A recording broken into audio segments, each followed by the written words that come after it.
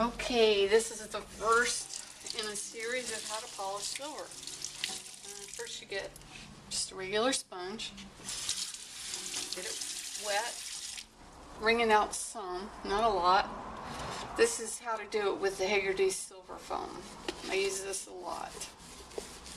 Okay, you get some on, and then I kind of rub it so it's foamy. Gets more foam. Okay, now we're already done a little bit on this side, but I'm going to do this side. See how oxidized it is? Just circle or back and forth, and then go under water. See how you've done. See, it's clear enough. Doesn't take much. Okay. So whenever somebody complains about how hard it is to polish silver, you can see this is not time-lapsed at all. It takes only a few minutes, if that. Okay, there's the bottom. Add a little bit more, get it more sudsy. You want a lot of suds.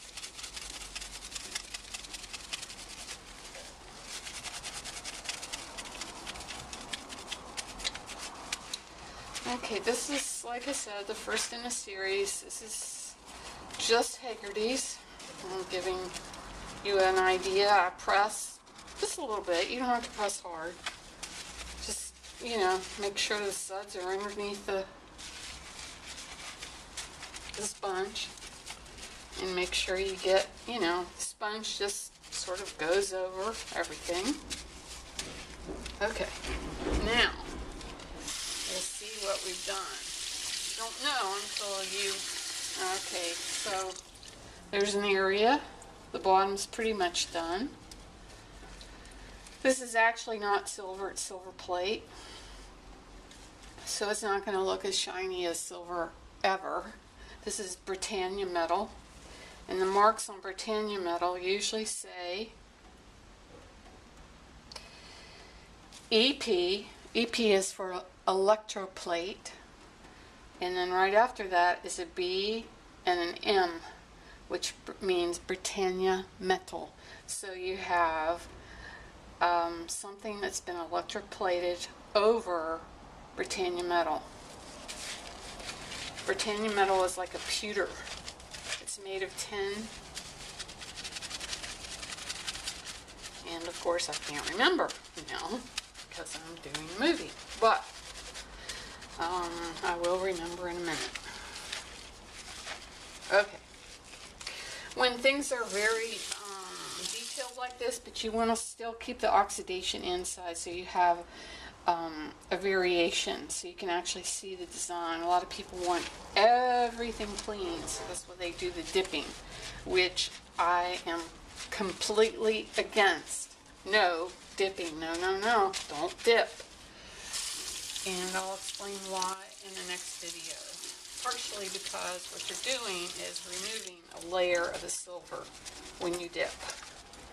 And I can't tell you how many times I've had customers come in with things they've dipped and ruined. And actually I had one customer come in who had a very bad accident with the dipping. She put her knives in there and they exploded because they got too hot.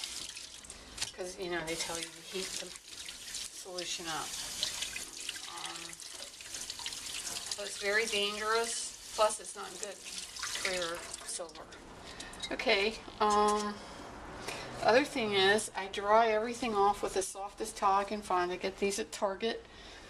You can buy in a group, or you can get a larger one, or you can get them at an automotive place. That's what people use to dry off their cars when they've been, when they really care about the surface. And since this is silver, you want to really care about it. And I just, I don't really, I just kind of let it, I dap it. You know, I'm not, you know, you could do that. But you want to make sure, completely sure, that the piece is dry. Because what happens is little bits of water can corrode your silver if it sits for very long. And that's what some of those black spots are when you look at your silver.